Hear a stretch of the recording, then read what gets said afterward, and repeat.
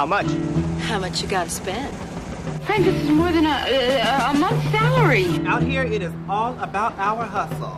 You really have to take us to the station. Say work! Says work! Is work! Know that horse! Know that horse! Just that boss! Welcome back to The Oldest Profession. This is our second part in a multi-part series on reformed whores, and we're going to be talking about American icon Bettie Page. So let's get into it. Bettie Page was born April 22nd in 1923. She was the second of 6 children. Both of her parents were born in the late 1890s and early 1900s.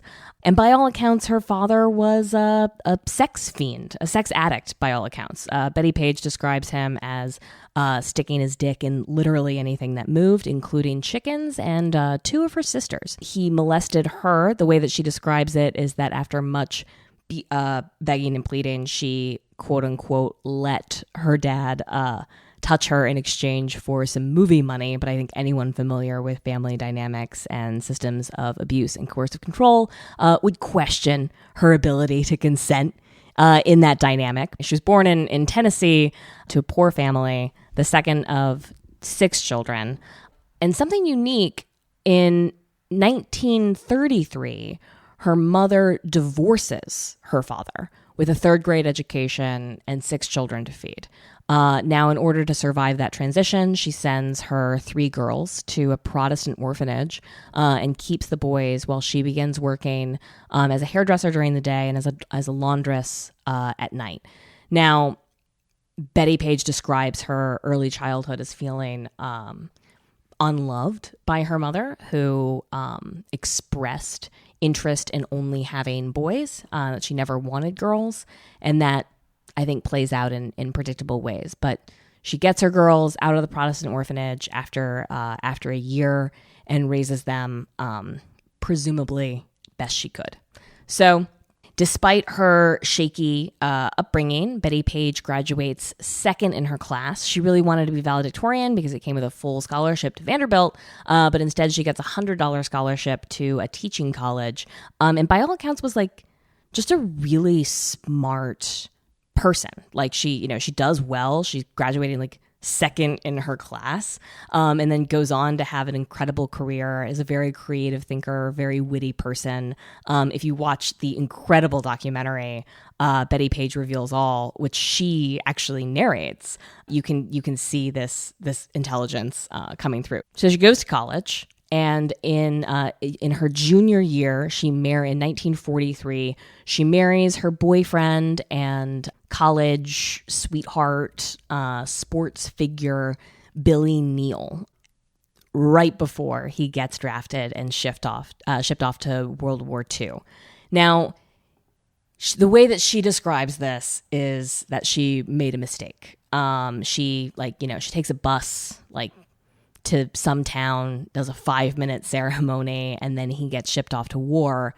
When he returns from war, having quote-unquote battle fatigue, which of course we know means PTSD, he turns into a jealous monster. He becomes very violent. He accuses her of cheating on him, of sleeping with every sailor in San Francisco, and the way that she describes it is she says she did everything that she could to make it work, but it was just impossible. And I 100% believe her.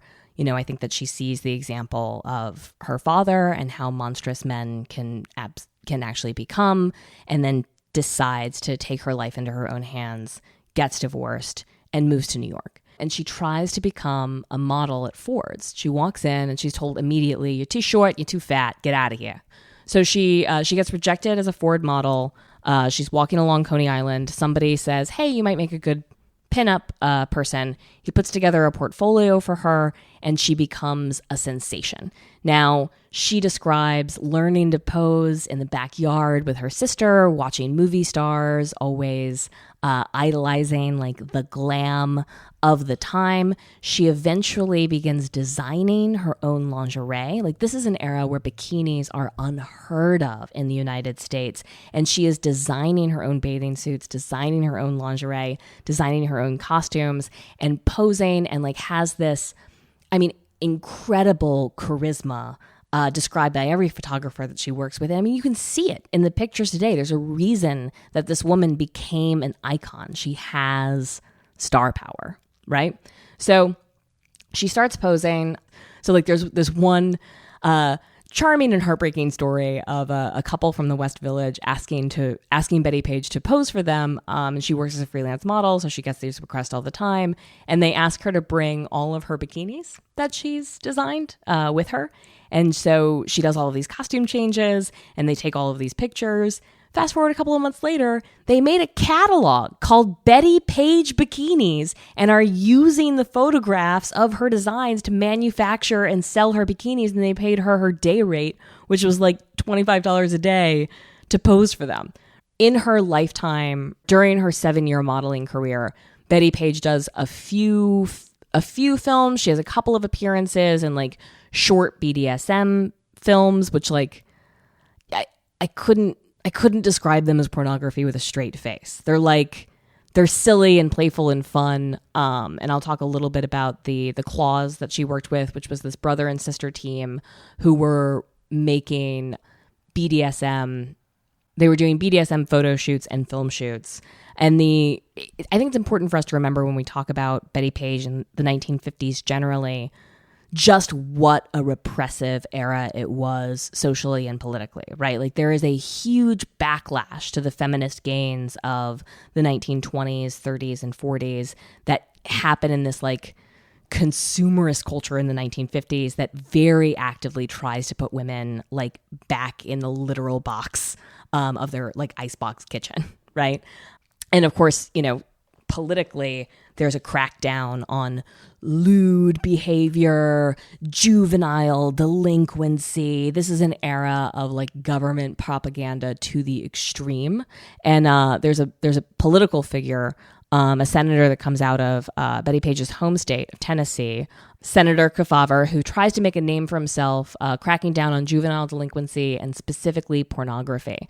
He has a real problem with the post office, public service, taxpayer dollars being used to mail pornography from point A to point B. So the postal inspectors have the right to open your mail. And if they decide that the content is lewd based on their thoughts on that, they have the right to prosecute you, confiscate, destroy the materials, all kinds of stuff. So the way that Bettie Page got her start in photo clubs. So this would be advertised in newspapers, and you would have bikini-clad or sometimes nude models who would be hired for the day, and then like a group of 20, 30, 50 photographers would gather to take these photos, and the way that they got around the law was that these photos were not being sold. The way that the Claws, brother and sister team producing this BDSM content, got around the law was that they didn't have any nudity or any men in any of the scenes that they shot. Now, I agree with the Claws, and also apparently the U.S. government at the time, that the mere presence of men in any art has a generally corrupting influence. But I find it interesting that they would have these scenes where women were fully clothed in BDSM garb, acting out these domination and submission scenes with each other in this sort of like playful way. So that's the content that they produced, and they would get orders from the mail. Bettie Page takes great delight in describing their requests as coming from like doctors and lawyers and like fancy men who are into this thing. She makes no judgment on their requests, and also doesn't describe herself as like a fetishist herself. Like it's interesting that like even within her lifetime, she's like called the queen of BDSM, and she's like, I did BDSM sometimes. Like that's like 1 out of 30 hours of modeling was done doing this stuff, but she makes a name for herself and becomes like one of the most celebrated and iconic figures within this like underground magazine world. And I think it's important, like the 1950s is when you see the rise of like cheesecake pinups and Playboy as the highlighting like innocent girl next door, like childlike naive sexuality. And Bettie Page becomes an iconic figure in the underground fringe magazine response to that, which is still celebrating like an empowered, deliberate, playful sexuality. So in 1957, a Florida boy, ruiner of all things, Florida boy dies of autoerotic asphyxiation while looking at one of the claw-produced images of Bettie Page, who is tied up with a ball gag, and his father finds him and describes the scene as a murder. And Senator Kefauver jumps all over this, right, as evidence of pornography corrupting our youth and the, inevitable, like this is the primrose path that pornography and juvenile delinquency leads to, and the corruption of our youth. So the senator jumps on the clause as causing the death of this boy, and they actually charge them with pornography and with corrupting the youth, and with I think they tried to charge them with manslaughter, and they ask Bettie Page to testify. She refuses. There's a lot of national press around this moment where they're framed as like terrible pornographers that are responsible for the death of an innocent boy. The court orders the clause to destroy all of their photos, and it's a brother and sister team. The sister is a photographer, and she, as an artist, ends up hiding all of her negatives for years, and it's a reason that we have the iconic images of Bettie Page that we have today are because of her fast thinking in thwarting the orders of the federal government to destroy these, even in retrospect, like completely innocuous photos of Bettie Page. So I want to give a shout out to thank that bitch for ignoring dumb laws, which I think is our civic responsibility across the board. But that case really shakes Bettie Page's morale, her sense of security, her sense of standing in the world, and she ends up converting in 1959 to evangelical Christianity and ends up actually working for Billy Graham for a period of time, handing out literature in airport, canvassing for evangelical Christians. But she converts to Christianity in 1959, and she feels called. She goes to Bible school and studies, and she feels called to the mission. She feels called to become a missionary in Africa, and she thinks that God wants this from her. But when she applies to be a missionary, they reject her because she was divorced, and they convince her that the only way to save her soul is to go back to her first husband, Billy Neal, the abuser suffering from PTSD, to save him, to evangelize to him, convince him to convert to evangelical Christianity, and to remarry him. So she dutifully goes back to this dude, convinces him to accept Jesus into his heart. He does. He remarries her. And within a month, after refusing to have sex with her because she's a, quote, disease-ridden whore, tries to strangle her to death. So she has the marriage annulled because it was never consummated. So Bettie Page feels called to become a missionary in Africa, but she is ultimately rejected because being divorced is worse than being a murderer if you're an evangelical in 1959.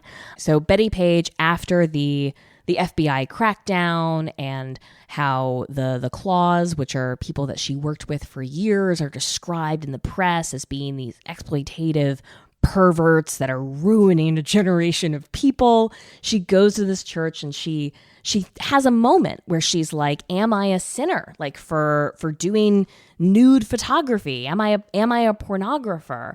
And she goes to this pastor and he says, well, there are so many examples in the Bible of people who murdered Christians.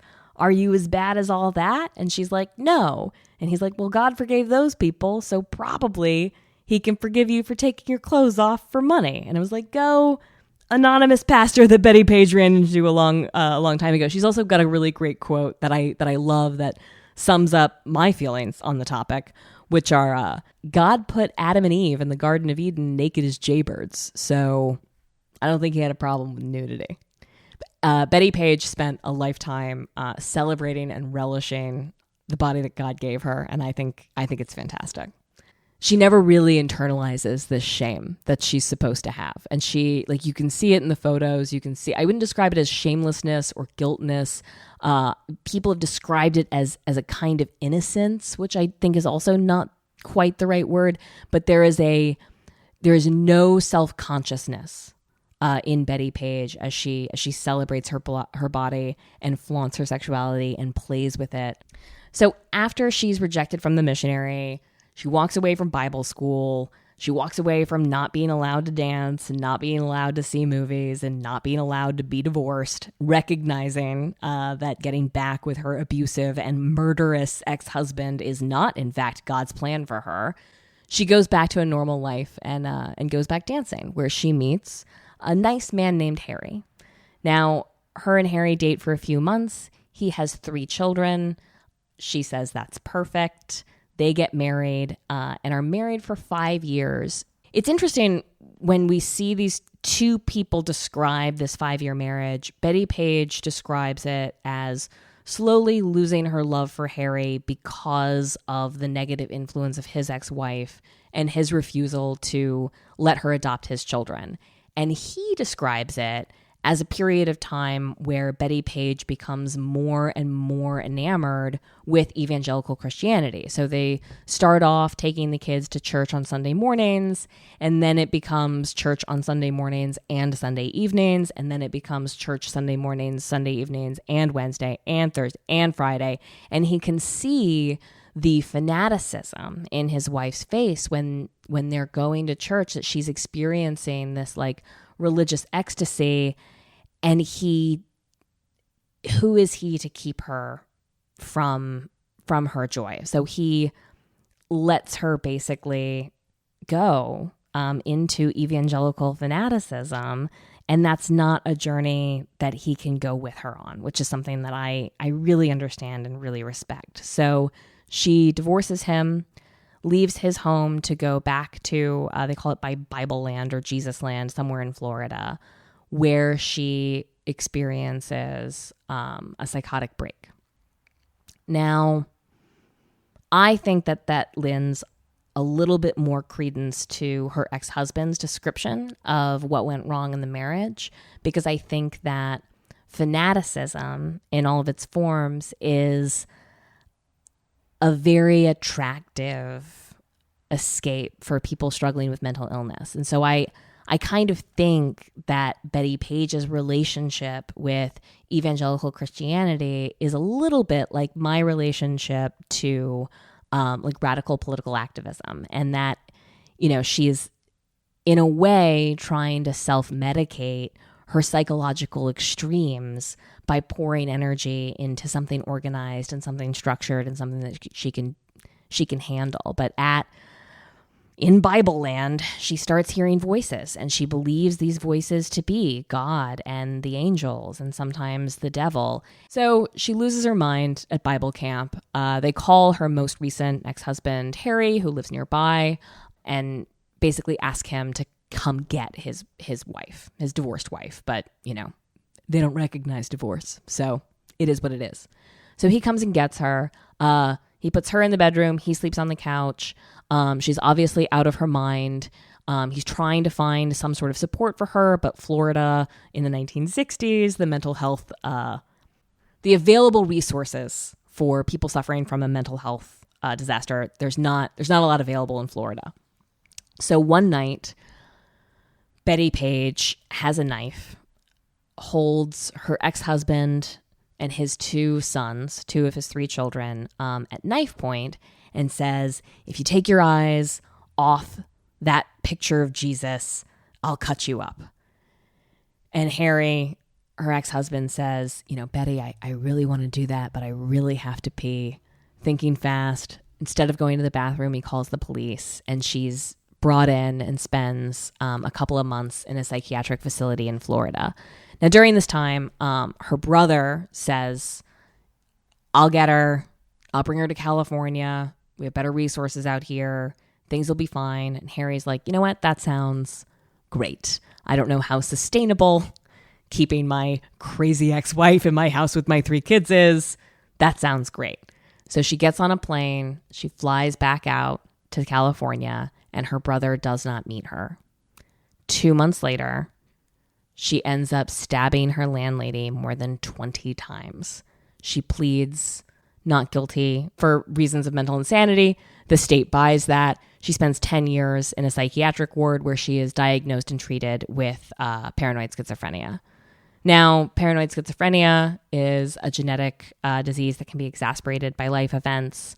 I feel like being molested by your dad and unloved by your mom, living in this banana pants world, like who knows what causes what, but it's certainly a big cross for her to bear. After she's released from the mental institution, she is living in a halfway house. She's living, in a facility.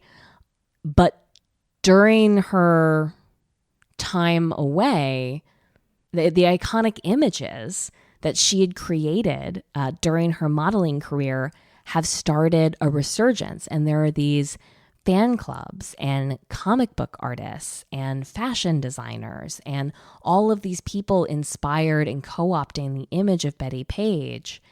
And some of these people find her. So one of these people, an artist inspired by her image, remembers her as Miss January, Playboy Playmate of the month, Miss January, 1955, and realizes that Hugh Hefner has never met her and arranges a meeting between Bettie Page and Hugh Hefner. They get along splendidly at this lunch, and Hugh Hefner hooks her up with an agent and an attorney who begins the process of getting Bettie Page compensated for the use of her image. And so she goes from being, I wouldn't describe her as homeless, but certainly destitute, functionally destitute, to having an estate that makes an estimated $11 million a year towards the end of her life. And so she lives to see herself become a cultural icon, which I think is fantastic and rare. I think one of the things that makes Bettie Page a hero in this story is that although she has a crisis of conscience and asks for forgiveness, she never repents her experience as a sex worker. She never repents her nude modeling career. She never repents the work of BDSM. She never goes back in retroactive judgment. She doesn't consider herself a victim of exploitation. She doesn't describe herself or the fans of her work as perverts. She doesn't fall into any of the narrative traps that we ask of repentant Christian sinners, right? Even though she becomes an evangelical, even though she works for Jerry Falwell, even though she walks away from her modeling career, she never regrets or repents her work as a pinup. And I think that makes her a hero. Thank you so much for listening. This has been The Oldest Profession.